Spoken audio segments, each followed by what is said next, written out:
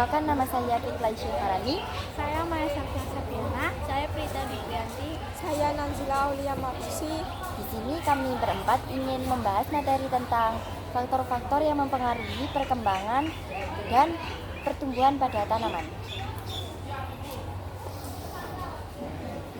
Aku kalau pengen makan buah peach ya, Cila pernah nggak makan buah peach? Pernah. Emang di sini ada yang jualan buah peach? Kan di sini nggak ada yang jualan buah peach. Cila beli di mana? Nggak tahu. Itu aku dikatakan kamu di mana? Kayaknya buah peach itu sama aja nggak sih sama buah apel? Soalnya mereka juga satu dan pasti rasanya juga sama. Iya nih, yang betul yang dikatakan sama kita. Kalau Maya pengen buah peach, Maya bisa coba buah pir. Soalnya mereka tuh bentuknya hampir sama, karena gennya mereka itu sama. Soalnya dijelaskan kalau gen itu mempengaruhi ciri dan sifat makhluk hidup, di mana pada tanaman dapat mempengaruhi bentuk tubuh, warna, dan juga rasa dan buah. Terus selain gen juga ada juga yang mempengaruhi perkembangan dan pertumbuhan pada tanaman, yaitu faktor lingkungan. Tanaman bisa tumbuh dengan baik apabila faktor lingkungannya itu subur. Kalau seumpama faktor lingkungannya itu kayak tidak subur atau tercemar, itu bisa jadi tumbuhannya itu tidak berbuah lebat.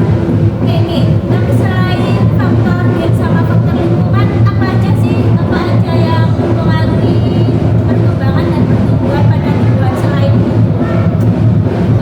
Iya juga nggak sih, Ke? Tapi ada satu lagi nggak sih? Itu apa, Ke? Apa ya? Oh iya, aku ingat ada satu lagi yang mempengaruhi pertumbuhan dan perkembangan pada tanaman, yaitu hormon. Hormon juga mempengaruhi pertumbuhan dan perkembangan pada tanaman. Banyak sih hormon yang mempengaruhi itu.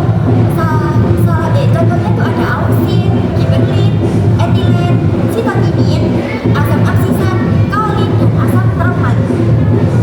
Gimana kalau kita bahas satu-satu aja? Apa sih itu maksud dari semuanya? Rita ini kok mau dijelasin sampai ke akar-akarnya sih? Kan saya jadi bingung. Nah, jadi di sini itu dijelaskan kalau auxin itu berperan untuk memacu proses pemanjangan, pembelahan, dan diferensiasi pada sel. Dan yang kedua, gibberellin berperan untuk pembentukan biji serta perkecambahan. Yang ketiga, etilen berperan untuk pematangan buah dan perontokan pada daun.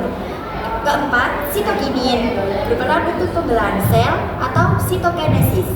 Dan yang kelima ada asam absisat yang berperan untuk proses penuaan dan gugurnya daun. Yang keenam ada kaolin berperan untuk proses organogenesis pada tanaman. Dan yang terakhir ada asam traumalin, itu berperan untuk regenerasi sel apabila mengalami kerusakan pada jaringan. Kayaknya ternyata Kok banyak banget ya? Padahal buahnya cuma ada satu, tapi prosesnya tuh banyak banget. Kenapa ya? Kenapa kok gak cuma hormon sama gen aja? Tapi masih ada faktor lain ternyata. Dan di hormon juga masih banyak beberapa beragam jenis yang bisa mempengaruhi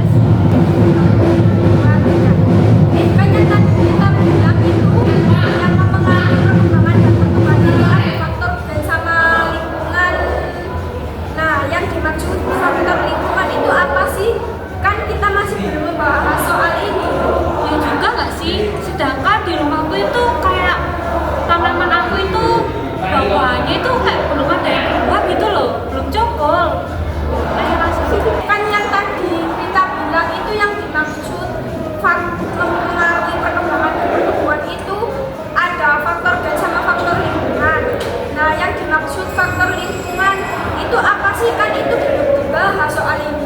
Ya juga nggak sih, sedangkan dari rumah aku aja kan aku lagi nanam buah dan itu buah-buahnya itu kayak belum ada buah gitu loh. Hah? Masa sih? Iya. Mungkin itu bijinya udah nggak aktif gitu, kayak udah rusak gitu.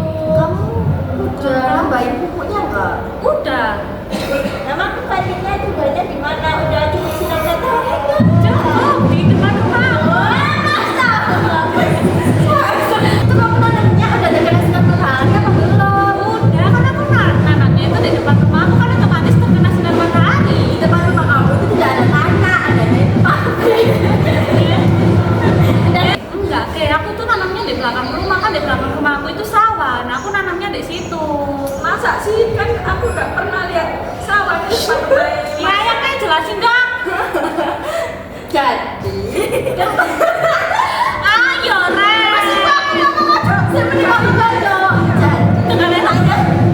jadi kenapa bapak buka tempat? Mungkin kamu tuh nanamnya di tanah yang tandus, gak jelek, kering, tidak ada air, tidak ada paparan sinar matahari, tidak ada apa-apa gitu. Kamu kalau nanam, lihat dulu tanahnya. Jadi itu tanahnya itu Maya, itu tanahnya itu sudah bagus apa enggak? Itu yang mempengaruhi perkembangan dan pertumbuhan benaran tumbuhan kamu. Kamu nanam buah apa emang? Lapis.